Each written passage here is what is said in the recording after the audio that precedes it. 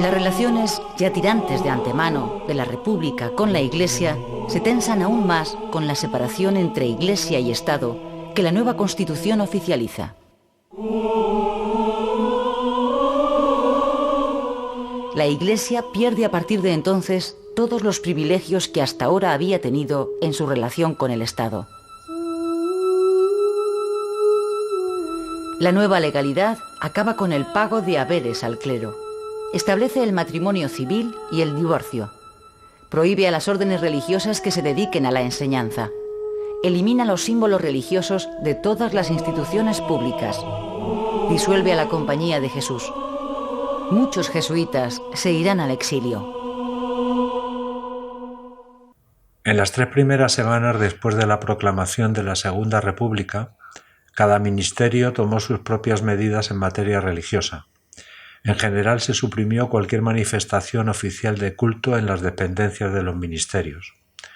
Fueron medidas poco importantes pero significativas, como la disolución de las órdenes militares, la supresión de la obligatoriedad de la asistencia a actos religiosos en cárceles y cuarteles no siendo a título personal, las suspensiones de las festividades de patronatos de armas y cuerpos del ejército, la prohibición de la participación oficial en actos religiosos, la finalización de las exenciones tributarias a la Iglesia, la privación de derechos a la Confederación Nacional Católica Agraria, la modificación de la ley electoral de 1907 por la cual los sacerdotes podían ser elegibles como diputados y también se reformó la fórmula de juramento oficial a los cargos públicos. De todos los ministerios, el de Instrucción Pública fue el más activo. Eliminó al clero de los consejos de instrucción pública. A partir de ahora no podrían intervenir en la elaboración de los planes de estudio. Se retiraron los crucifijos en las aulas, sobre todo donde los alumnos no querían enseñanza religiosa, más bien sus familias no querían que sus hijos recibieran enseñanza religiosa, y se obligó la titulación a los maestros para ejercer la enseñanza, ya que muchos sacerdotes carecían de la misma. La medida más importante que tomó el Ministerio de Instrucción Pública fue el decreto de 6 de mayo de 1931, que eliminaba la obligatoriedad de la enseñanza religiosa en las escuelas primarias. Esto no quiere decir que se suprimiera, ya que las familias que quisieran tendrían dicha asignatura, que se impartiría a primera o última hora de la jornada electiva. Este decreto también incluía la objeción de conciencia a los maestros que no quisieran impartir la enseñanza religiosa. Estos serían sustituidos por sacerdotes de una forma voluntaria y gratuita. Además de estas medidas, se tomaron otras mucho más radicales, como la suspensión de la publicación de los periódicos católicos El Debate y ABC, detención de monárquicos, la expulsión de la Compañía de Jesús, aunque esta expulsión no llegó a consumarse, la expulsión del obispo de Vitoria, Mateo Mújica, por negarse a suspender un viaje pastoral a Bilbao. El gobierno temía que se produjeran incidentes entre carlistas y nacionalistas vascos que compartían la oposición a la República por las medidas anticlericales con republicanos y socialistas más radicales. 10 días después de los sucesos de la quema de conventos, se estableció la libertad de cultos y creencias por medio de un decreto de 22 de mayo de 1931. Dicho decreto establecía que nadie en acto de servicio o en relación con un órgano público estaría obligado a manifestar su religión, preguntar sobre sus creencias religiosas y participar en fiestas, ceremonias o prácticas religiosas. Este decreto incluía que todas las confesiones quedaban autorizadas para el ejercicio público y privado de sus cultos sin más limitaciones que los reglamentos y la ley de orden público. Ese mismo día, de 22 de mayo, se estableció otro decreto en cuanto a los bienes de la Iglesia. Se prohibió la venta, donación o cesión de bienes muebles y derechos reales sin permiso de la Administración. Otro decreto de 3 de julio por parte del Ministerio de Justicia que pidió a los obispos en el plazo de 15 días la entrega de un listado con los datos del personal eclesiástico secular adscrito a sus diócesis. donde se incluiría la edad, los años de servicio prestados, los cargos que desempeñaban, la remuneración mensual y la procedencia de los haberes. Con este listado se pretendía averiguar los ingresos procedentes de fundaciones, capellanías y otros no derivados de la asignación presupuestaria para el clero. Ante esta serie de medidas y decretos, la Iglesia reaccionó. Lo que más criticó fue la retirada de los crucifijos de las aulas y el decreto de libertad de cultos. El nuncio protestó por la ilegalidad de legislar sobre estos asuntos sin tener en cuenta el concordato de 1851.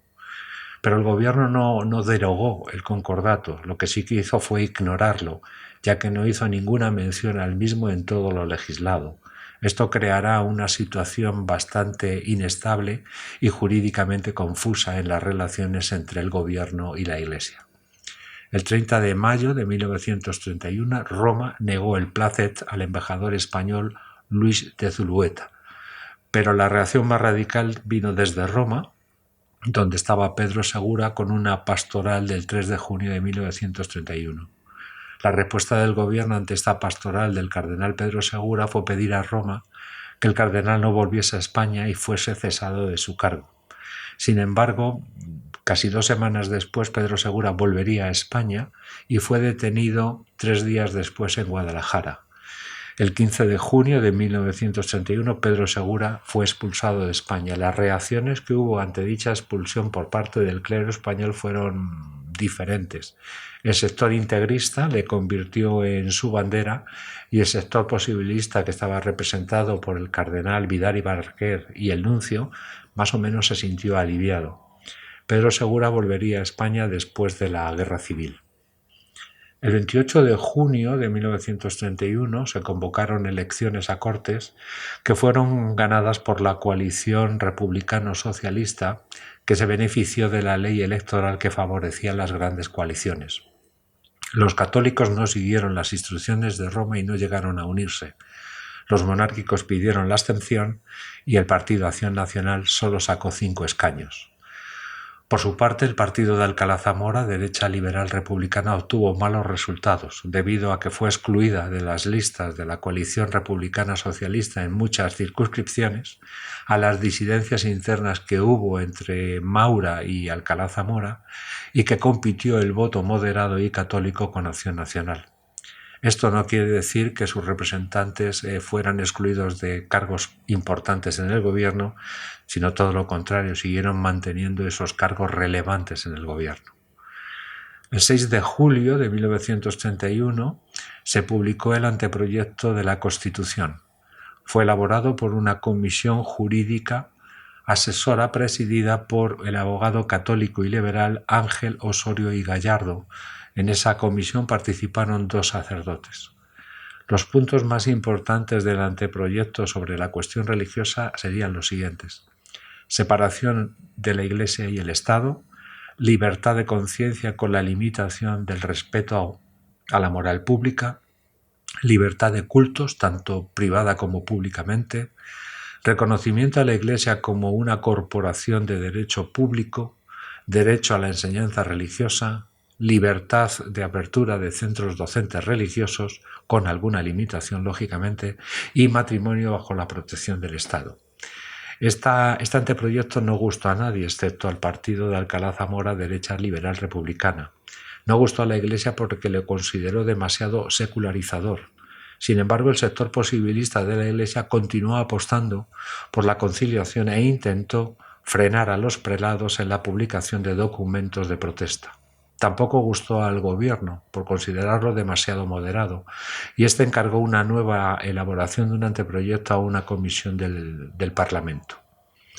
En pleno debate de la Constitución, el 14 de agosto de 1931, se detuvo al obispo de Vitoria, Justo Echeguren, en la frontera con Francia por portar unos documentos con instrucciones del cardenal Pedro Segura dirigidos a todas las diócesis sobre la potestad de vender bienes eclesiásticos en caso necesario. Esto era debido a un temor que había de que el Estado expropiara los bienes de la Iglesia. Entre esos documentos había un dictamen del abogado Rafael Martín Lázaro que aconsejaba la transferencia de bienes inmuebles a seglares, bienes como edificios o fincas, y la colocación de bienes muebles como joyas y obras de arte en deuda extranjera. En resumen, lo que se trataba era de una fuga de capitales ante la posible expropiación de los bienes. Un día después de la detención del obispo de Vitoria, se publicó una pastoral del episcopado redactada por Pedro Segura. En esa pastoral se rechazaba el anteproyecto de la Constitución y también se criticaba a los dirigentes de la Iglesia por su pasividad ante las medidas del gobierno. Esta pastoral no fue comunicada previamente a los prelados alegando motivos de urgencia, sino que apareció entre la opinión pública como oposición del episcopado e incluso del Vaticano, ya que Pedro II estaba en esos momentos residiendo en Roma. Vidal y Barraquer no pudo convencer a Pedro Segura de su no publicación. La respuesta del gobierno ante esta pastoral fue el 20 de agosto de 1931 decretando la suspensión de las facultades de venta, donación, cesión de bienes y derechos eclesiásticos y la suspensión de periódicos católicos en el País Vasco y Navarra acusados de llamamiento a la rebelión armada. Esto trajo sus consecuencias. Soliviantó los ánimos de la prensa republicana contra la Iglesia y la protesta privada de Vidal y Barraquer al presidente Alcalá Zamora, con el que mantenía una buena relación fluida. El nuevo proyecto, elaborado por la Comisión de las Cortes, presidida por el socialista Luis Jiménez de Asúa, el 18 de agosto de 1931, incluía los siguientes puntos: separación de la Iglesia y Estado. El Estado español no tiene religión oficial, así decía el anteproyecto. Supresión de las órdenes religiosas y nacionalización de sus bienes. Supresión del reconocimiento a la Iglesia de corporación de derecho público. Eliminación del presupuesto de culto y clero. Libertad de cultos solo en interior de los templos y limitación de la enseñanza a la Iglesia, donde solo podía impartirla en sus centros. Los católicos y la Iglesia se opusieron al texto. Los más radicales, monárquicos alfonsinos, carlistas y el sector integrista de la Iglesia consideraron insuficiente la respuesta del episcopado y del nuncio y pidieron la ruptura de relaciones con la República y la sustitución tanto del nuncio como de los dirigentes de la Iglesia por su pasividad. El 14 de septiembre se intentó un acuerdo de conciliación al margen de las Cortes entre miembros del gobierno, el presidente Alcalá Zamora y Fernando de los Ríos, con miembros de la Iglesia, el nuncio y Vidal y Barraquer. Estos aceptaban la confesionalidad del Estado y la renuncia progresiva al presupuesto de culto y clero, a cambio de reconocer la relevancia social con la firma de un nuevo concordato, no disolución de las órdenes religiosas a excepción de la Compañía de Jesús y libertad de enseñanza, con lo cual los colegios religiosos siguieran en activo. Estos puntos no serían aceptados ni por el gobierno ni por la mayoría de las Cortes. El debate sobre el artículo 26 que trataba sobre la separación de la Iglesia y el Estado levantó muchas ampollas y definió claramente la postura de todos los partidos políticos en las Cortes. Los socialistas y los radicalsocialistas se negaron a cualquier modificación de lo dicho en el anteproyecto de la Comisión. Acción Republicana, el partido de Manuel Azaña, intentó suavizar el texto. El partido de Alcalá Zamora, Derecha Liberal Republicana, y la agrupación al servicio de la República, donde estaban incluidos la intelectualidad española, pretendían recuperar la propuesta inicial de la Comisión Jurídica Asesora de Ángel Osorio. El partido de Lerroux, el partido radical, tenía una postura ambigua.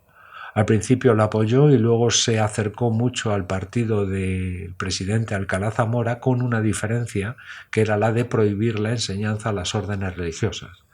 Y por último, la derecha católica, donde estaba incluida la minoría agraria, el Partido de Acción Nacional, la minoría vasco-navarra, se opusieron al artículo y defendían la confesionalidad del Estado. La estrategia del cardenal Vidal y Barraquer para que el texto fuera más moderado consistía en lo siguiente: elaborar enmiendas defendidas por diputados no pertenecientes a minorías católicas, ofrecer asesoramiento a los diputados de las minorías católicas sobre la mejor manera de defender los intereses de la Iglesia y establecer contactos con diputados republicanos para inclinarles a soluciones más moderadas. La redacción del nuevo texto, después del debate, no incluía el reconocimiento de la Iglesia como personalidad jurídica, no hacía ninguna referencia al concordato, pero no se rompían las relaciones con la Iglesia, se daba un plazo de 2 años para eliminar el presupuesto de culto y clero, se prohibía a las instituciones subvencionar a las iglesias y también se prohibía la enseñanza a los religiosos, así como la disolución de la Compañía de Jesús. El 14 de octubre de 1931 fue aprobado en las Cortes.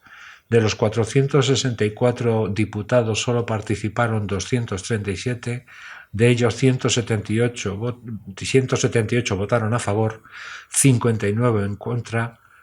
Los diputados del Partido Radical Socialista se abstuvieron ya que consideraban el texto demasiado moderado, y esto trajo sus consecuencias, que fueron las dimisiones de Alcalá Zamora y Miguel Maura del gobierno, provocando la primera crisis en la Segunda República. Y también las minorías católicas abandonaron las Cortes e iniciaron una campaña revisionista de la Constitución en contra de la opinión de las autoridades eclesiásticas, con manifestaciones en la calle. El 15 de octubre se inició el debate de los artículos 25 y 27 que trataban sobre la libertad de conciencia y culto, ya sin la presencia de los diputados de las minorías católicas. El texto de la comisión decía: se prohibía a las confesiones religiosas el culto público, los cementerios estarían bajo jurisdicción civil, prohibiendo la separación de recintos por motivos religiosos, se prohibía obligar a los ciudadanos a declarar sus creencias religiosas y la condición religiosa de los ciudadanos no modificaría la condición personal ni política de los mismos. Estos artículos fueron aprobados sin grandes debates, con la única modificación de la autorización al culto público solo podría darse en caso de contar con una autorización gubernativa que debía ser solicitada previamente. Entre los días 15 y 16 de octubre se debaten los artículos 41 y 43 relativos a la familia. El texto de la comisión decía: igualdad de ambos sexos ante el matrimonio, principio de disolubilidad del matrimonio, se establecían las causas para acceder al divorcio: mutuo acuerdo, libre voluntad de la mujer y a petición del marido con alegación de causa justa. Equiparación de derechos y deberes de los hijos habidos dentro y fuera del matrimonio, la legislación civil encargada de investigar lo referente a la paternidad y la obligación del Estado de proteger tanto a la infancia como a la maternidad. Fue aprobado con escasas modificaciones, excepto las causas de divorcio, que se quedarían en 2, por mutuo acuerdo y a petición de uno de los cónyuges con alegación de causa justa.